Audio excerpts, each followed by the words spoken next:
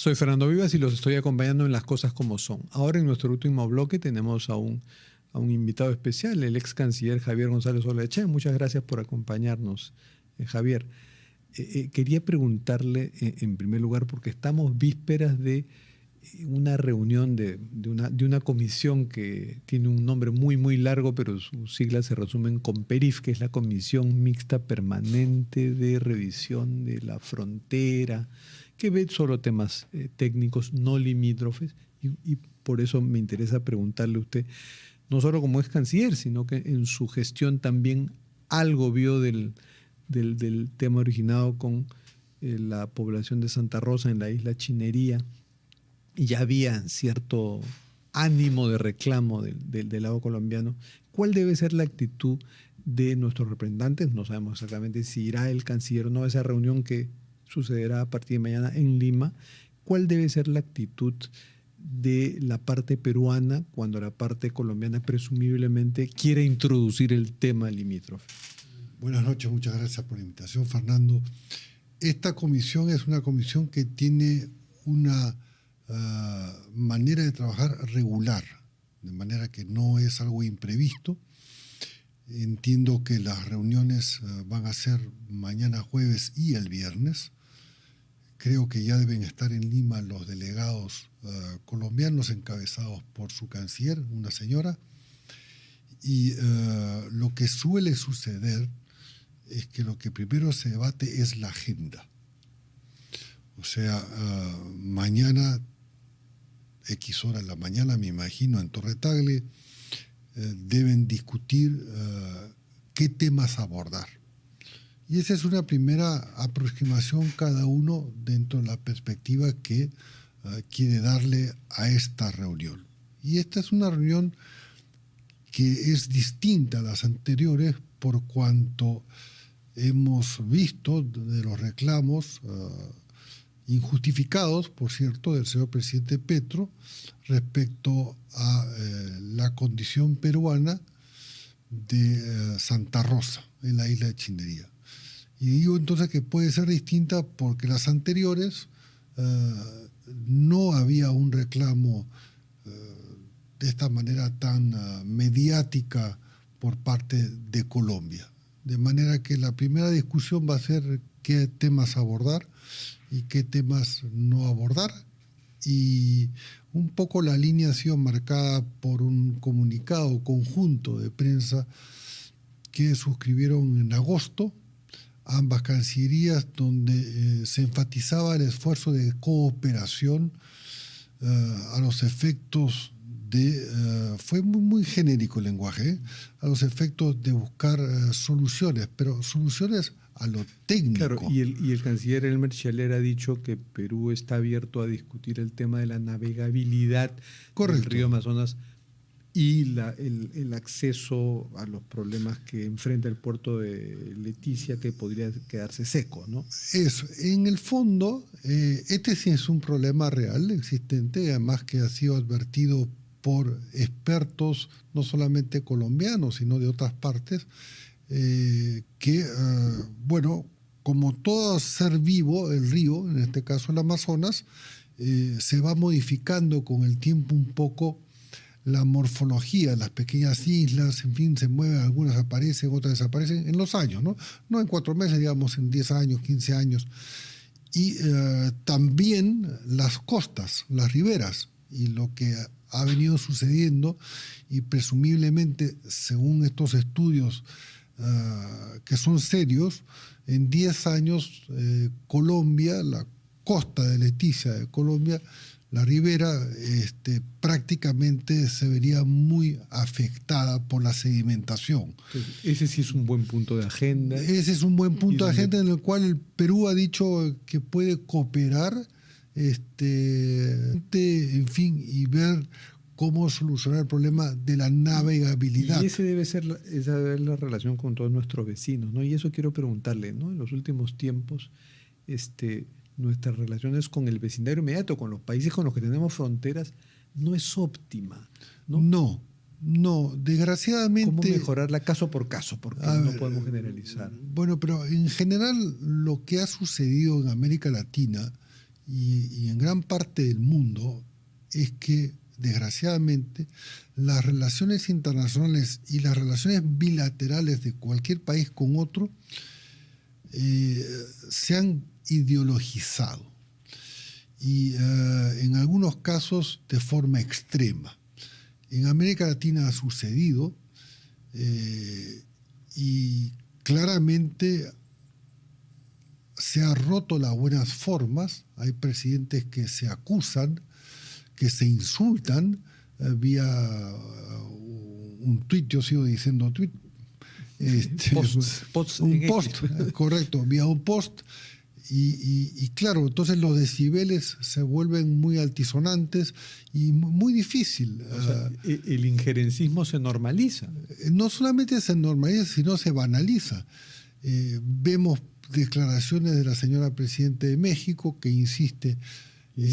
Soñábamos con que de pronto el sucesor o sucesora de AMLO iba a bajar los decibeles. Yo tenía una esperanza porque ella era una científica, es una científica. Entonces dije, bueno, una persona que viene en las ciencias, ciencias duras, doctora en, no recuerdo qué, creo que es física, dije, bueno, va a ser más racional y no va a salir todos los días como solía ser el señor presidente de México, López Obrador. Pero no, continuó con la misma tónica, afirmando que el señor Castillo, golpista, era el presidente legítimo y lo sigue diciendo. Es más, excluyó al Perú en la persona de la Presidenta Constitucional de la República para la juramentación del cargo. Cuando asumió, no emitieron ninguna invitación, lo cual eso ya es... Sí, eso es lamentable. Ahora, hay otro país vecino que de pronto, de la nada, en el mensaje presidencial recibió una frase absolutamente innecesaria, yo creo que infeliz, de la presidenta Dina Boluarte, que habló de que el Perú no iba a ser como planteaban otros, un país camino a ser fallido como habló de Cuba, Nicaragua, habló de Venezuela, Nicaragua, dijo Bolivia, que estaba a puertas de un proceso electoral, que ahora tiene además un escenario electoral pues muy tranquilo, ¿no? Entre dos candidatos con bastante respaldo, uno de derecha, el otro de centro, o sea, eso no es un país camino a ser fallido, además es un vecino, ¿cómo decirle eso? No es un país, técnicamente no hay una definición que uno puede decir este es un Estado fallido, ¿no? Pero se usa en casos extremos. Se usa, organismos multilaterales. Sí, se usa para Somalia. En el caso de América, Yemen. Haití, ¿no? Haití, por excelencia, ¿no? Caso Haití.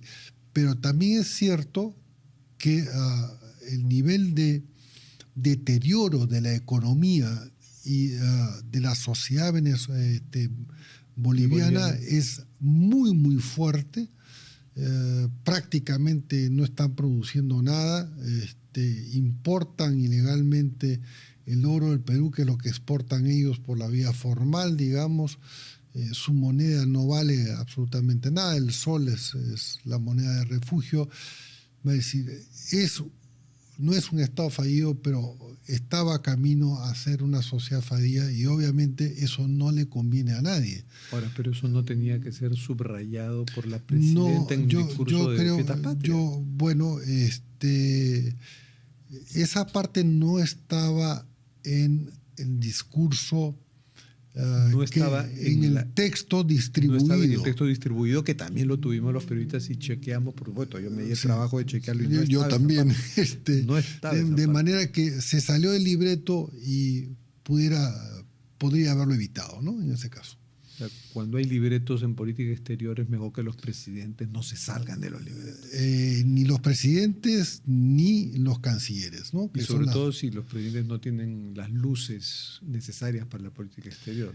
Bueno, usted ya a la distancia ya hace tiempo que no es canciller, conoce esas luces o la falta de ellas en el caso de la presidenta Boluarte. Pero ha aprendido mucho. Sí. Por lo menos lo que yo percibí cuando yo fui canciller, y preguntaba mucho sobre temas de política exterior no se quedaba contenta con una primera respuesta, una segunda respuesta.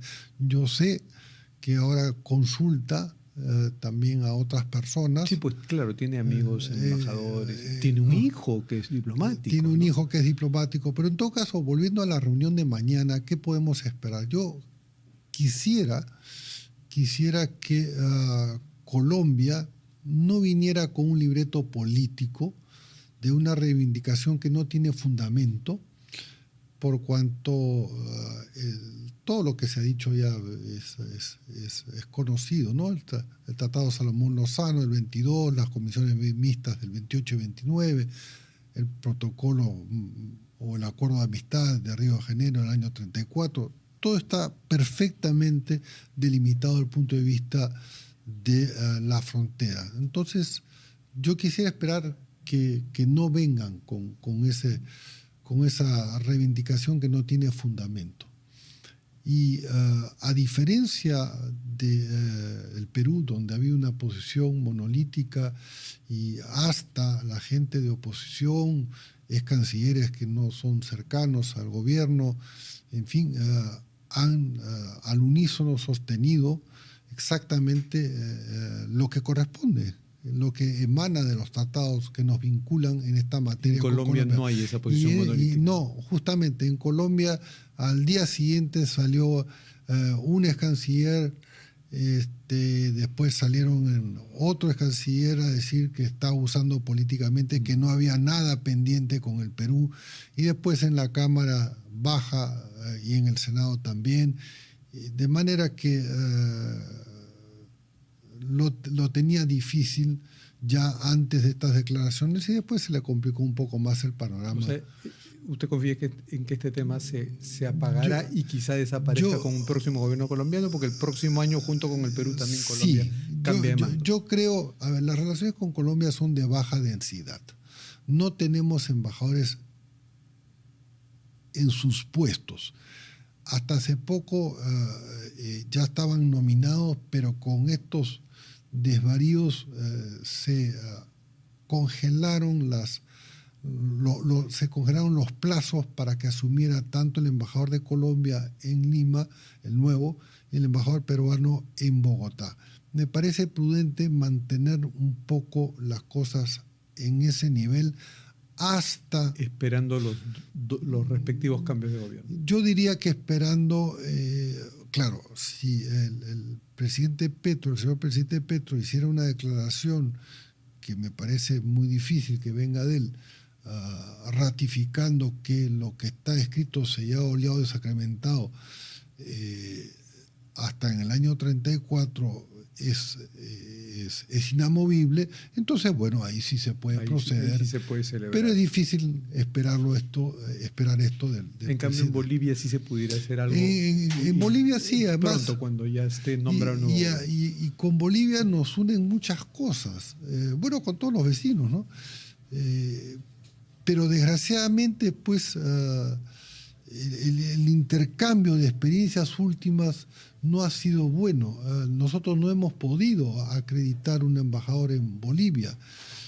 Quizás no se ha dicho, es primera vez que se vaya a decir. Me tocó hacerlo. Nosotros ya habíamos designado al embajador en Bolivia. ¿Quién era? Un embajador de carrera, obviamente, con mucho conocimiento. Y Bolivia en su oportunidad nos pidió retrasar la fecha en 4 meses, retrasar la fecha de asunción, de que viajara y asumiera el puesto en La Paz. Y cuando los vicecancilleres respectivos conversaron al respecto, la explicación de la Cancillería boliviana no fue muy satisfactoria, no fue muy clara. Y entonces, claro, tampoco podíamos nosotros nombrar a un embajador en La Paz y quedarnos con un encargado de negocios en Lima, claro, porque bueno, obviamente eso no procede. Confiemos en que el próximo presidente ya sea. Entonces, esa fue la decisión. Esa fue la decisión, nunca lo ventilamos, porque hay cosas que en política exterior no hay que ventilar. Bueno, el próximo presidente pero ya pasó un año y pico. Con él se arreglaron las cosas así. Dispuse proponiéndole a la presidenta, que estaba de acuerdo, que se congelara y después que se dejara sin efecto, ¿no? Bueno, muchísimas gracias, ex canciller Javier González Olaechea. Siendo ya nos hemos pasado unos minutos, así que me despido y nos vemos mañana en Las Cosas Como Son.